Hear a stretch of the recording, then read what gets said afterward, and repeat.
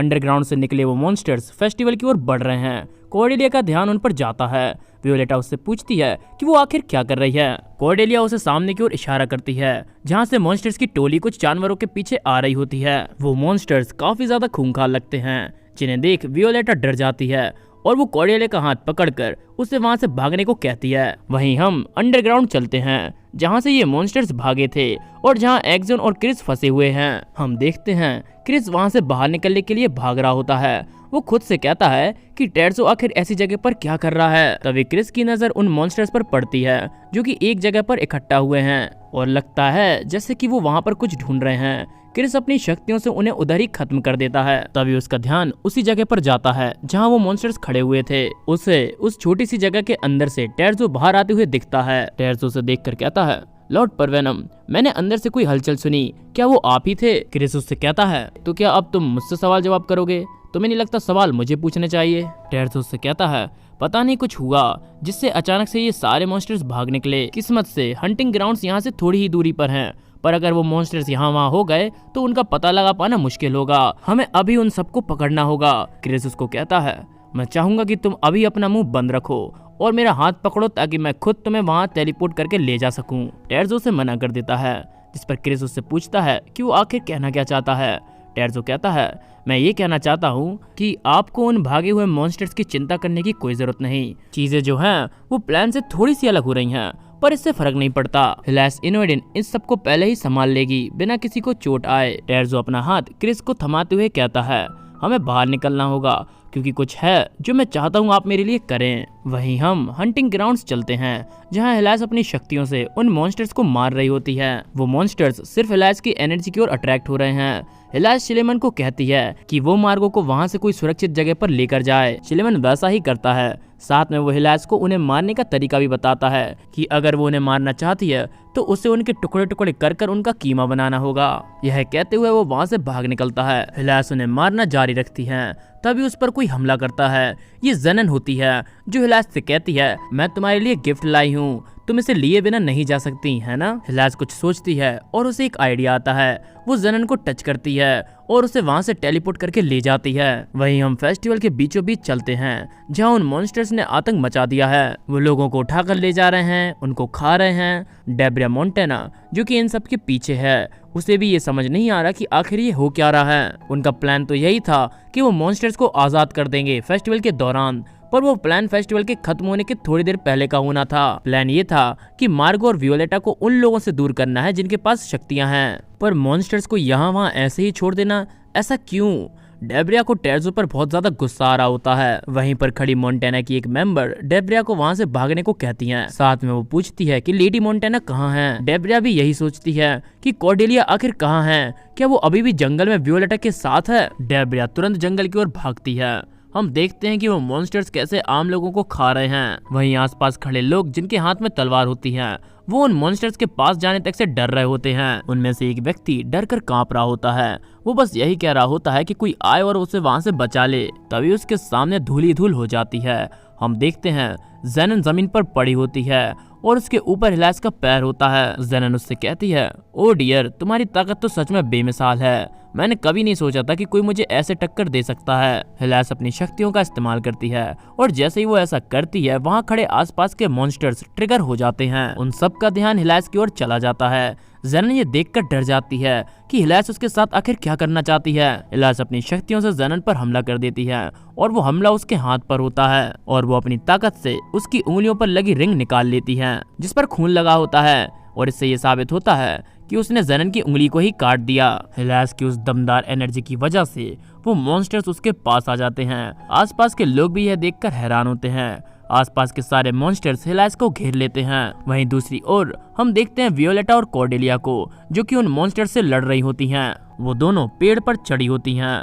वियोलेटा अपने तीरों से उन पर हमला कर रही होती है, पर लगता नहीं इससे उन्हें कोई फर्क पड़ रहा है। वो फिर भी उन पर हमला किए जा रही है। उसका एक शॉट मॉन्स्टर के सिर पर जा लगता है जिससे वो उधर ही गिर जाता है। उनमें से एक मॉन्स्टर अपनी पूरी ताकत से उस पेड़ पर हमला करता है जिससे वो पेड़ हिलने लगता है। पेड़ हिलने की वजह से कॉर्डेलिया का बैलेंस बिगड़ जाता है और वो नीचे गिरती है, पर वियोलेटा उसका हाथ पकड़ लेती है। कॉर्डेलिया के नीचे ढेरों मॉन्स्टर्स होते हैं जो उसे खाने के लिए तैयार बैठे हैं। वियोलेटा अपनी पूरी जान लगा देती है ताकि वो अपनी दोस्त को गिरने ना दे।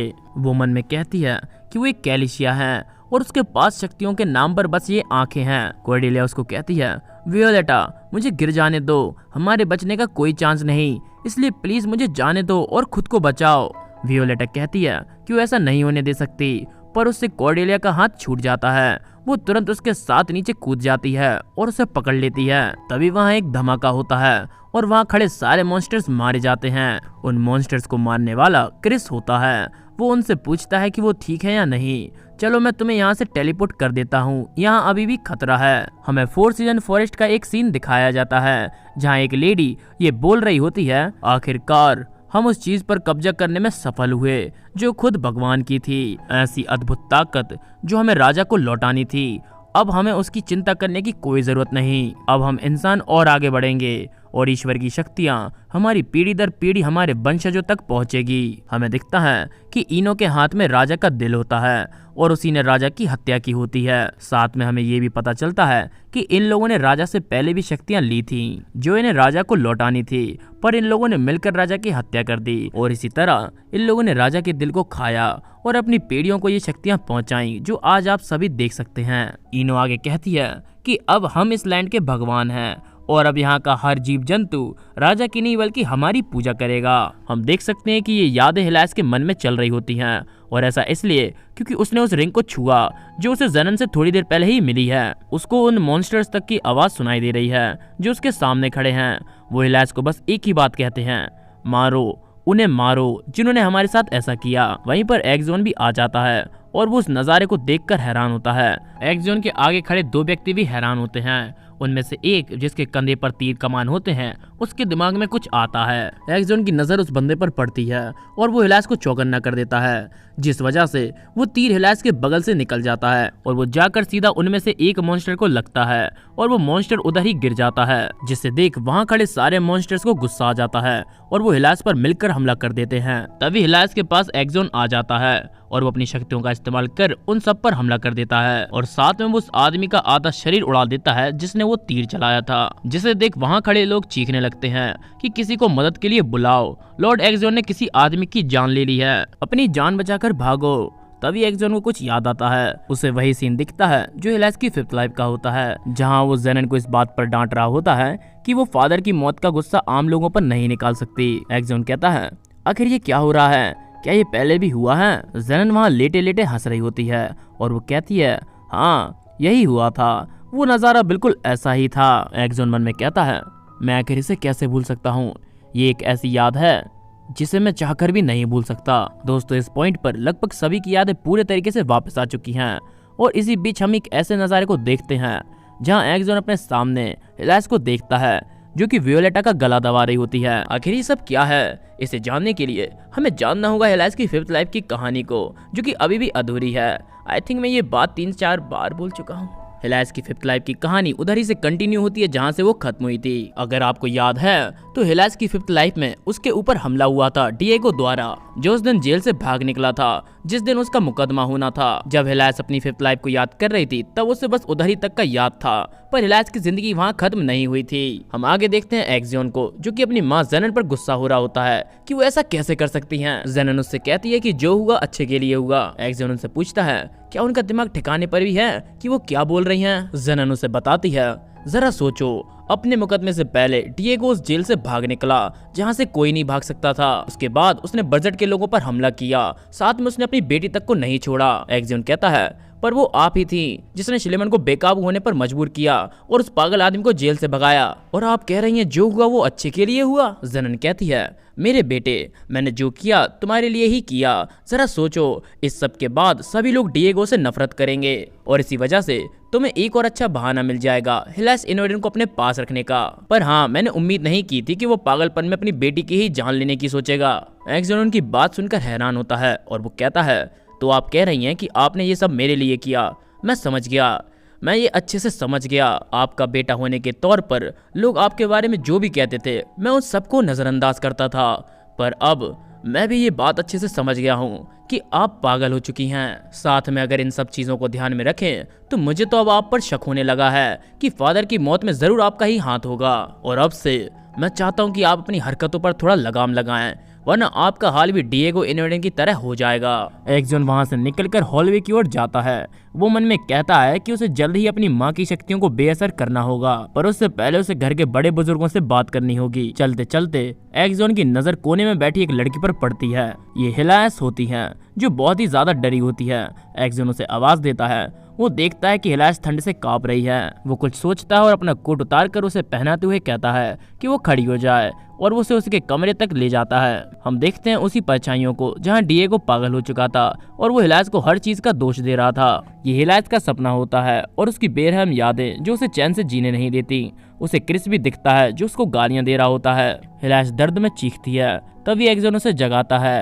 हिलायस की आंखें खुलती हैं। एक्जॉन उसका हाथ पकड़ते हुए उससे कहता है, लगता है तुम कोई डरावना सपना देख रही थी।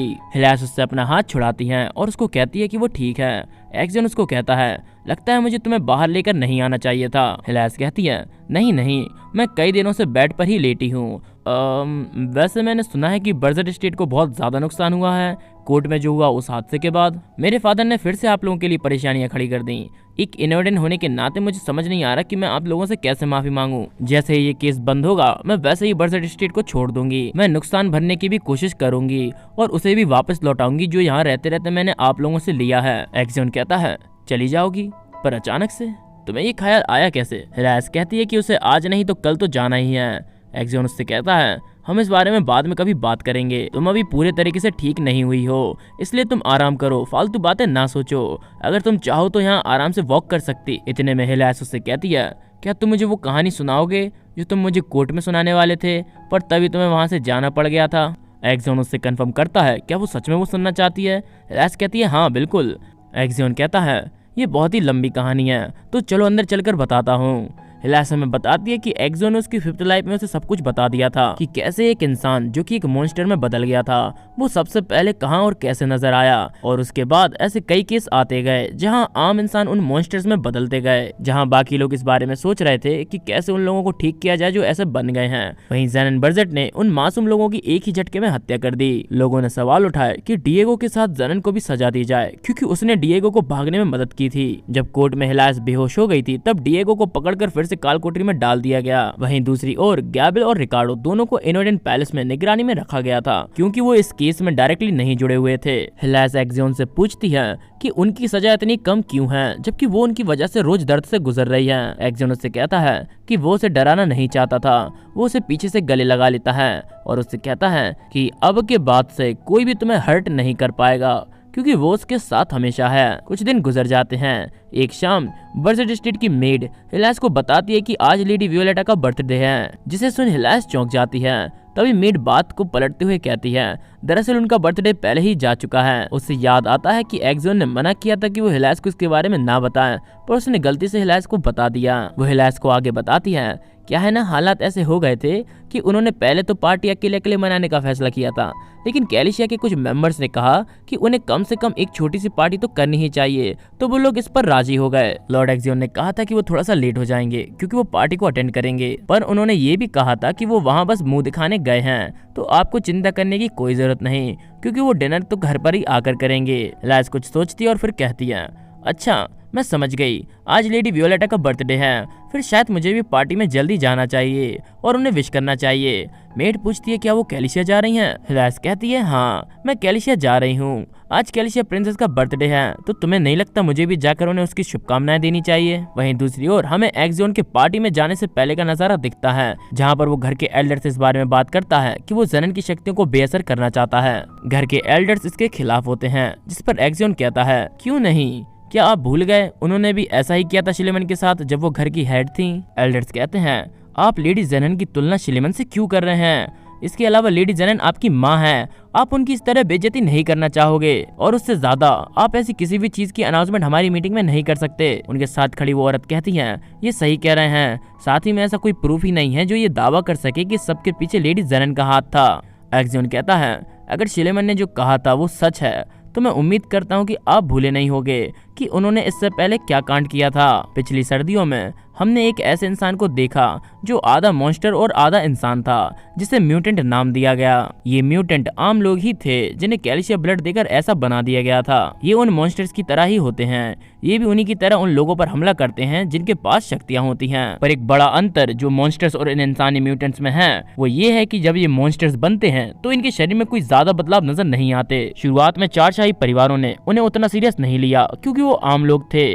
उन्हें लगा कि वो चार शाही परिवारों के सामने कुछ भी नहीं है। पर फिर एक समय आया जब म्यूटेंट्स की तादाद बढ़ी और छोटे से बड़े हादसे होना शुरू हुए और कई लोग इन सब में घायल हुए और मारे गए। ये पता कर पाना बिल्कुल ही नामुमकिन था कि किसने कैल्शियम ब्लड लिया और कौन इन्हें सभी में फैला रहा है। जब चीजें हाथों से बाहर निकल गईं, तब चार शाही परिवारों ने आखिरकार बैठकर इस बारे में बात करी कि वो कैसे इस सब को ठीक कर सकते हैं। पर जब ये सब चल रहा था तब मेरी महान माँ ने अपनी शक्तियों का दिखावा बीच सड़क पर किया और उन्हीं शक्तियों की ओर अट्रैक्ट होते हुए वहाँ म्यूटेंट्स की फौज इकट्ठा हो गई और मेरी माँ ने उन सबको मार डाला। जब मैंने ये खबर सुनी और जब मैं वहाँ पहुंचा तो मेरी माँ ने उन मासूमों की लाशों को हर जगह बिछा दिया था। वहाँ रहने वाले आम लोगों के अंदर गुस्सा और डर था, पर चार शाही परिवारों में से ज्यादातर मेंबर्स मेरी माँ का सपोर्ट कर रहे थे। मैं उम्मीद करता हूँ कि आप लोगों को पता होगा कि लोगों का खून उनके लिए आज भी खौलता है। वो एल्डर गुस्से में कहती हैं, लेडी जेनन का वैसा करने की सिर्फ एकमात्र वजह यही थी कि उनमें से एक म्यूटेंट ने उनके पति की जान ले ली थी। एक्जन उनसे कहता है, आप नहीं समझे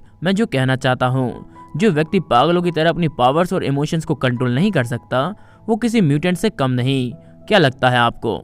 एक्जन आगे कहता है कि वो इस बात को लेकर इंसाफ करें और इसमें अगर वो झिझक रहे हैं तो लगता है मुझे जल्द ही आप लोगों से आपके अधिकारों को छीनना होगा। मेरे कैलिशिया से लौटने से पहले इस मामले के बारे में जल्द से जल्द कुछ कर लें। यह कहकर एक्जन चला जाता है पार्टी में। वियोलेटा की बर्थडे पार्टी में कई लोग आए होते हैं, वो उसे विश करते हैं। इस टाइमलाइन का मार्गो वियोलेटा के लिए गिफ्ट लेकर आता है। वियोलेटा उससे पूछती है क्या ये उसने अपने हाथों से पैक किया है। मार्गो कहता है, हाँ मासी, पर आपको इसको तभी खोलना है जब आप अकेली हो। वियोलेटा उससे हंसते हुए कहती है, ठीक है बेटा, मैं इसे तभी खोलूंगी जब मैं अकेली होंगी। उन मौसी भांजों की बातें चल ही रही होती हैं कि पीछे से मेड बातें कर रही होती हैं कि लेडी हिलैस यहाँ आ चुकी हैं, उन्हें उनका स्वागत करने के लिए कुछ करना होगा। हिलैस एंट्री गेट के बाहर खड़ी होती है। वो मन में सोचती है कि यहाँ उसकी उम्मीद से कम ही लोग हैं। वो वियोलेटा का हंसता हुआ चेहरा देखती है। उसे देखकर वो सोचती है कि उसने कभी वियोलेटा को ऐसे नहीं देखा।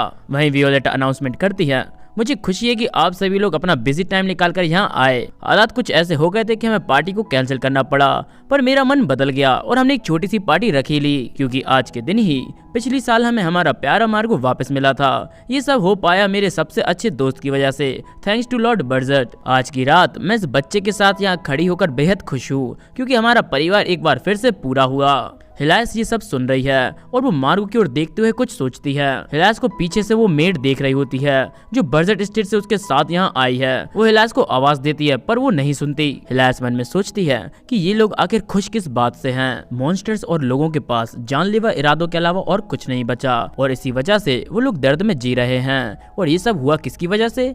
इन कैलिशिया के लोगों की वजह से। इन्हीं की वजह से मैं इतना दर्द में रह रही हूँ और ये खुद यहाँ हंस रहे हैं, खुशियाँ मना रहे हैं और मैं यहाँ अंधेरे में अकेली पड़ गई हूँ। तभी वियोलेटा के पास एक मेड आती है। वो उसे कान में बताती है कि लेडी हिलैस यहाँ आई हैं और वो एंट्रेंस पर खड़ी हैं। जैसे ही वियोलेटा को ये पता चलता है कि हिलैस यहाँ आई है वो तुरंत उसके पास जाती है। उसे बुरा लगता है कि हिलैस बाहर खड़ी है। जैसे ही वियोलेटा दरवाजा खोलती है हिलैस उसके सामने आ जाती है और उसका गला पकड़कर उसे कसकर दबाने लगती है। वियोलेटा मदद के लिए चीखती है। उसके आदमी उसे बचाने के लिए आगे आते हैं और वो हिलैस को उससे दूर कर देते हैं। हिलैस को होश आता है और वो अपने हाथों को देखती है और उसे एहसास होता है कि वो उन्हीं हाथों से वियोलेटा का गला दबा रही थी। वियोलेटा के गले में जोरों से दर्द होता है। मेड उसे आराम से सांस लेने को कहती है। हिलैस के रोंगटे खड़े हो जाते हैं। वो डर जाती है कि उसने थोड़ी देर पहले ये क्या कर दिया। क्या मैंने वियोलेटा की जान लेने की कोशिश की अपने हाथों से, बिल्कुल वैसे ही जैसे मेरे फादर ने मेरे साथ किया। आखिर इस सब का क्या मतलब है? तभी वहाँ एक्जियन आता है। वो कहता है, आखिर यहाँ क्या चल रहा है? जब वो देखता है सभी लोग हिलैस के ऊपर चिल्ला रहे हैं तो वो उसकी ओर भागता है। वो तुरंत जाकर हिलैस को गले लगा लेता है। वो उन सबसे कहता है कि आप लोगों के ऐसे बर्ताव करने का आखिर क्या मतलब है? तुम लोग इतने सारे होकर चार शाही परिवारों के एक निहत्थे मेंबर के साथ ऐसा कैसे कर सकते हो? कैलिशिया आखिर कब से ऐसा हो गया? वहीं पर खड़ा एक कैलिशिया का मेंबर कहता है, आप गलत समझ रहे हैं लॉर्ड बर्जट, ये औरत लेडी वियोलेटा का गला दबा रही थी। एक्जियन कहता है, क्या कहा? जब उसकी नजर वियोलेटा पर पड़ती है तो वो खुद भी हैरान होता है। हिलैस डरते हुए कहती है, मेरी ओर मत देखो, कोई भी मेरी ओर मत देखो। पार्टी खत्म होने के बाद सभी लोग वियोलेटा से डिस्कशन करते हैं कि हिलास इनवेडन की हिम्मत कैसे हुई लेडी वियोलेटा पर हमला करने की। हमें तुरंत उसे सलाखों के पीछे डाल देना चाहिए। ये बात कि चार शाही परिवार म्यूटेंट नहीं बन सकते सरासर झूठ है। हिलास इनवेडन के अंदर कैल्शिया ब्लड की कुछ बूंदें हैं और वो आगे जाकर कभी भी म्यूटेंट बन सकती हैं। दूसरा कहता है फिर भी उसने दूसरे म्यूटेंट की तरह पूरे तरीके से होश नहीं गंवाए थे। हमें उसी से इस बारे में बात करनी चाहिए कि उसने ऐसा क्यों किया। हो सकता है कि आज हुई घटना की वजह से उसका ट्रांसफॉर्मेशन ट्रिगर हो जाए। रिस्क ना लेते हुए हमें उस पर नजर रखनी चाहिए और साथ ही में हमें बर्जेट हाउस के ऊपर भी कार्रवाई करनी है। वो उस औरत को ऐसे ले गया मानो जैसे कुछ हुआ ही नहीं। मानते हैं उसने कैलिशिया के लिए बहुत कुछ किया है, पर वो बात अलग है। हमें उनसे उस लड़की को यहाँ लाने की डिमांड करनी चाहिए। तभी वियोलेटा गुस्से में कहती है बस बहुत हुआ, मैं ऐसे दिखाऊंगी जैसे आज जो हुआ वो कभी हुआ ही नहीं। और मैं चाहती हूँ कि तुम लोग भी अपना मुंह बंद रखो और ध्यान रखो कि ये बात बाहर ना जाए। मैं बिना मतलब की अफवाहों को फैलने नहीं देना चाहती। वो व्यक्ति कहता है पर लेडी हिलास उस परिवार की वंशज है जिसको खानदानी शक्तियां विरासत में मिली हैं। अगर वो एक म्यूटेंट में बदल गईं तो हमें बहुत भारी मुसीबतों का सामना करना होगा। वियोलेटा कहती है कि मैं खुद बर्जेट हेड से मिलूंगी इस मामले की बात करने के लिए। और जैसा कि आप लोगों को पता ही होगा लेडी हिलास के पास अच्छी खासी वजहें हैं कैलिशिया परिवार से नफरत करने की, इसलिए प्लीज उसे अकेला छोड़ दो। पर वियोलेटा को किसी बात की चिंता रहती है। वहीं दूसरी ओर हम बर्जेट स्टेट चलते हैं जहाँ एक्सजोन का बटलर उससे कहता है हमें एक ऑफिशियल लेटर मिला है इनवेडन हाउस से जिसमें लिखा है कि अब जब लेडी हिलास के म्यूटेंट बनने का रिस्क ज्यादा है उन्होंने डिसाइड किया है कि उनकी जगह वो लॉर्ड रिकार्डो को घर का हेड बना रहे हैं। एक्सजोन अपने बटलर से कहता है तुमने कहा था कि इस लेटर में कुछ इंपॉर्टेंट बात लिखी है पर इसमें बकवास के अलावा कुछ नहीं लिखा।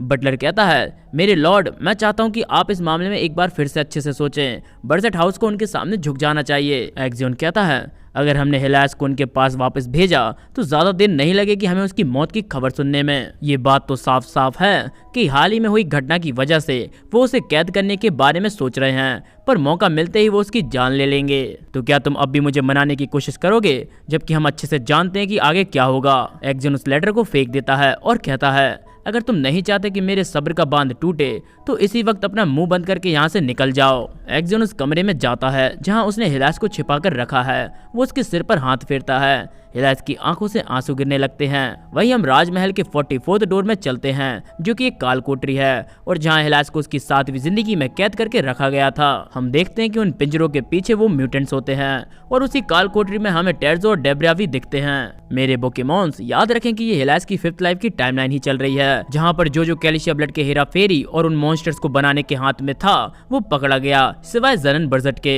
एक्सजोन उनसे कहता है मैं तुमसे ये आखिरी बार पूछ रहा हूँ और अगर अब तुमने जवान नहीं खोली तो मुझसे बुरा कोई नहीं होगा। बताओ उन म्यूटेंट्स को कैसे ठीक किया जाए जिन्होंने कैल्शिया ब्लड को लिया है। डेब्रिया उससे कहती है कि वो उससे बार बार कह चुकी है कि इसका कोई इलाज नहीं। मुझे समझ नहीं आता कि तुम्हें हमसे क्या चाहिए, तुम ये सब किस लिए कर रहे हो? क्या तुम यहाँ हर रोज हमारी बेइज्जती करने आते हो? एक्सजोन कहता है तो तुम नहीं बताओगी है ना? मुझे लगा तुम बता दोगी क्योंकि मैंने थोड़ा सा कैल्शिया ब्लड तुम्हारी बेटी कॉर्डेलिया को भी दे दिया है। यह सुनकर डेब्रिया को गुस्सा आ जाता है और वो उससे कहती है मेरी बेटी को हाथ लगाने की तुम्हारी हिम्मत भी कैसे हुई? एक्सजोन कहता है उस बॉक्स को यहाँ ले आओ। एक्सजोन के आदमी उस ब्लड को उनके सामने फैला देते हैं और एक्सजोन के आदमी डेब्रिया का मुंह पकड़ लेते हैं। एक्सजोन उससे कहता है कि उसने इन्हें इसलिए संभाल कर रखा था ताकि वो इसकी मदद से इलाज ढूंढ सकें, पर उसे ये नहीं पता था कि वो इसका इस्तेमाल ऐसे करेगा। एक्सजोन अपने आदमियों को ऑर्डर देता है कि वो उसे ये खिला दें और वो लोग वैसा ही करते हैं। टेर्जो ये सब देखकर कुछ सोचता है और फिर वो हंसने लगता है। एक्सजोन उससे पूछता है इसमें फनी क्या है टेर्जो? टेर्जो कहता है बिल्कुल ये फनी है। एक्सजोन क्या तुम सच में इस बारे में नहीं जानते? तुम्हें क्या लगता है इस मैटर में क्या बर्जेट हाउस दूध का धुला है? डेब्रिया टेर्जो को मुंह बंद करने को कहती है। टेर्जो डेब्रिया से कहता है तुमने वादा किया था कि तुम कहोगी कि तुम्हारी मदद कोई नहीं कर रहा ताकि तुम्हारी बेटी सुरक्षित रहे, पर उसने तो पहले ही कहा था कि तुम उसके बारे में सच कहो या ना कहो उससे फर्क नहीं पड़ता, इसलिए मुझे सच बताने दो। एक्सजोन मैं तुम्हें वो सच बताने जा रहा हूँ जिसे तुम इतने समय से तलाश रहे थे। और यह सच सुनकर वो सीधा पहुंच जाता है अपनी माँ के पास और कहता है ये क्या किया आपने? वो बहुत ही गुस्से में होता है और कहता है आखिर क्यों? आखिर टेर्जो के मुंह से आपका नाम क्यों निकला? कह दीजिए कि ये झूठ है, बोलिए क्या ये सच है माँ? ज़नन बिल्कुल शांति से कहती है कितना अजीब है, मुझे लगा तुम मुझ पर गुस्सा होगे तो मुझे फर्क नहीं पड़ेगा, पर तुम्हारा चेहरा देखकर मुझे थोड़ा अनकंफर्टेबल फील हो रहा है, बिल्कुल वैसे ही जैसे तुम्हारी फादर की डेथ के बाद हुआ था। एक्जियोन ये सब सुनकर दंग रह जाता है। जेनन आगे कहती है, मेरी जिंदगी हमेशा से बोरिंग रही है, इसलिए जब डेब्रिया ने कहा कि वो मुझे एक नई दुनिया दिखाएगी तब मैं बहुत एक्साइटेड हुई थी, इसलिए मैं हमेशा खड़ी रही और ऐसे दिखाती रही कि उन्होंने कुछ गलत नहीं किया। कभी कभी तो मैंने उनके काम में हाथ भी बटाया, पर जब तुम्हारे फादर गुजर गए तब मैंने खुद को बहुत गुस्से में पाया। मुझे उनकी चिंता थी, पर मुझे ये नहीं पता था कि उनका ना होना मुझ पर इतना असर डालेगा। उसके बाद जिंदगी के लिए मेरा दुख और बढ़ता गया। गुस्सा और खुद को खत्म करने के अलावा मेरे पास और कुछ नहीं बचा था। एक्जियोन कहता है, आप आखिर क्या कह रही हो? जेनन आगे कहती है, तुम्हें पता है कि बर्जेट परिवार की शक्तियां ही सबसे स्ट्रॉन्ग क्यों रहती हैं? वजह उन 3 परिवारों के समय के साथ उन 3 परिवारों की पीढ़ी कमजोर होती जा रही है और उनके खून में जो ताकत है वो भी विलुप्त होने की कगार पर है, जिसमें कैलिशिया तो उस ओर बढ़ भी चुका है। पर बर्जेट परिवार के साथ ऐसा नहीं है, हमारा खून अभी भी गाढ़ा और पवित्र है। तुम जानना नहीं चाहोगे ऐसा क्यों है? अपनों में शादी करना एक लौती वजह नहीं है कि कैलिशिया इतनी जल्दी क्यों मर जाते हैं। इस चाबी को लो और वो सारे राज जान लो जिनकी तुम तलाश कर रहे हो। हिलास बताती है कि कैलिशिया में हुए उस हादसे के बाद वो लोगों से बहुत डरने लगी थी। मैं उन डरावने सपनों में रहना ज्यादा पसंद करती थी, वजह जागते हुए इस असली दुनिया को देखने के। मैं जब भी नींद में जाती थी मैं इस बेरहम दुनिया से दूर हो जाती थी। मेरे दिमाग में जो यादें बह रही थी वो एक दूसरे से धुंधली होती जा रही थी, जिस वजह से मुझे असलियत और नकली में फर्क तक समझ में नहीं आ रहा था। हिलास एक्जियोन से कहती है कि उसे इनोएडन वापस जाना है, वहां जाकर ही वो मर सकती है। एक्जियोन उसकी बातों से डर जाता है। वो उसको कहता है कि मौसम अभी बहुत ठंडा है, तुम्हें यहाँ थोड़ी देर और रुक जाना चाहिए। हिलास कहती है, ठीक है कुछ देर और सही। हिलास बताती है कि उसकी यादें हर समय धुंधली रहती थी, उसे बस सोना और एक्जियोन की बाहों में रहना बस यही याद रहता था। उसकी 5th लाइफ ऐसे ही शांति से गुजर रही थी। हिलास एक दिन नींद से उठती है। वो मन में कहती है कि उसे बेड पर कुछ भी महसूस नहीं हो रहा। उसे याद है कि वो फ्लोर पर सोई थी। एक्जियोन उससे किसी बात के लिए माफी मांग रहा होता है। हिलास को लगता है कि वो अभी भी सपना देख रही है, क्योंकि एक्जियोन उसका हाथ पकड़े हुए है, पर उसके बावजूद भी वो नर्वस फील नहीं कर रही। एक्जियोन उसको कहता है, जिस चीज से भी तुम डरती हो और जिस चीज में तुम कमजोर हो, अगर तुम मुझे परमिशन दो तो मैं तुम्हारे रास्ते से हर कांटों को हटा दूंगा। इसलिए मुस्कुराओ हिलास, प्लीज मेरे लिए मुस्कुराओ। हिलास उसका हाथ कसकर पकड़ लेती है और उससे कहती है, थैंक यू हर रात मेरे सपने में आने के लिए, थैंक यू। अब मुझे सोने से डर नहीं लगता, पर मुझे चिंता है क्योंकि तुम्हारा चेहरा काला पड़ता जा रहा है। अगर ये मेरी वजह से हो रहा है तो तुम मेरी चिंता मत करो, मैं ठीक हूँ, इसलिए तुम्हें मेरे सपनों में और आने की जरूरत नहीं है। और यह कहते हुए हिलास सो जाती है। ऐसे ही दिन गुजरते गए और फिर वो दिन आ गया जो उसकी 5th लाइफ का आखिरी दिन था। हिलास को कुछ आवाजें आती हैं जो कुछ इस तरह होती हैं, हम क्या करें, ये सब उनके जाने के बाद ही क्यों हो रहा है, वो इस सबको कैसे संभालेंगे जब उन्हें बाद में इसके बारे में पता चलेगा। हिलास कहती है, आखिर इतना शोर शराबा किस बात का है? मेड कहती है, मेरे लॉर्ड आप ऐसा नहीं कर सकते, ये सरासर गलत है। घर के एल्डर्स कहते हैं, क्या तुम्हें उससे लगाव हो गया है या फिर तुम्हें डर है उस बात का जो तुमने किया है? मुझे हंसी आती है, तुम ही वो थी जो उसे वो दवाइयाँ दे रही थी। अब मेरे रास्ते से हटो, ये सब मैं बर्जेट हाउस के भले के लिए ही कर रहा हूँ। मेड कहती है, पर ये बहुत जल्दी है मेरे लॉर्ड, इसे ऐसा नहीं होना था। दोस्तों हमें पता चलता है कि घर के एल्डर्स हिलास के हाथ पैर बांध रहे हैं और हमें साथ में ये भी पता चलता है कि हिलास इतने दिनों से ऐसा फील क्यों कर रही थी कि उसे असलियत और सपनों में अंतर नजर नहीं आ रहा था और ज्यादातर टाइम वो सोती रहती थी। ऐसा इसलिए क्योंकि मेड उसे कोई दवाइयाँ देती थी। वो उन एल्डर से रोते रोते कहती है कि वो उनसे भीख मांगती है कि वो उसे कहीं ना ले जाएं। वो लोग उसकी बात नहीं सुनते और उसको थप्पड़ जड़ देते हैं और वो हिलास को पकड़कर बग्गी में बैठाकर कहीं ले जाते हैं और किसी जगह लाकर उसे जमीन पर पटक देते हैं। हिलास उस जगह के माहौल को महसूस कर लेती है और वो समझ जाती है कि वो लोग उसे इनोएडन ले आए हैं। वो उसके बाल पकड़कर उसे घसीटते हुए ले जाते हैं। हिलास मन में कहती है, तो आखिरकार इस जगह मेरी जिंदगी खत्म होगी। मैं उम्मीद करती हूँ इस बार ये हमेशा के लिए खत्म हो जाए। मुझे खुशी इस बात की है कि एक्जियोन इस टाइम यहाँ नहीं है, वो मुझे इस हालत में नहीं देख पाता। एक्जियोन जब घर लौटता है और जब उसे पता चलता है कि वो लोग हिलास को लेकर चले गए हैं, उसके हाथ में रखा हर आइटम उधर ही गिर जाता है। मेड उससे रोते रोते माफी मांगती है। एक्जियोन का गुस्सा अपनी चरम सीमा पर होता है। वो गुस्से से भरा तुरंत उनके पास जाता है, पर शायद उससे आने में देरी हो गई क्योंकि उसकी आंखों के सामने उसके प्यार को उन लोगों ने मौत के घाट उतार दिया और उसके बाद एक्सोन ने उनके साथ क्या किया हम नहीं जानते, क्योंकि हिलास की जिंदगी उधर ही खत्म हो गई थी। हम करंट टाइमलाइन में वापस आते हैं। हंटिंग फेस्टिवल में अफरा तफरी मची हुई है। एक्सोन की यादें वापस आने की वजह से वो गुस्से से भरा होता है। हिलास उसे शांत होने को कहती है। एक्सोन को थोड़ा होश आता है और वो कहता है कि वो बिल्कुल ठीक है।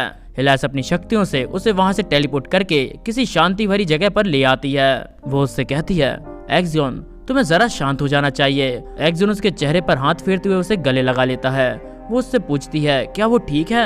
एक्सोन मन में कहता है, वो आखिर ये कैसे भूल सकता है जो मैंने देखा? अगर वो सच है तो तुम मुझे फिर से छोड़कर चली जाओगी और गायब हो जाओगी। एक्सोन को राजा की कही हुई बात याद आती है, जिन्होंने कहा था कि वो समय आने वाला है जब हिलास मेरी नहीं मौत की बाहों में सोएगी। एक्सोन आगे मन में कहता है, तो अंत में मेरे पास बस हिलास का ठंडा शरीर रहेगा, जिसे मैं अपनी बाहों में पकड़कर बस रोता रहूंगा। क्या मैं तुम्हारे जाने के बाद इस दर्द को झेल भी पाऊंगा?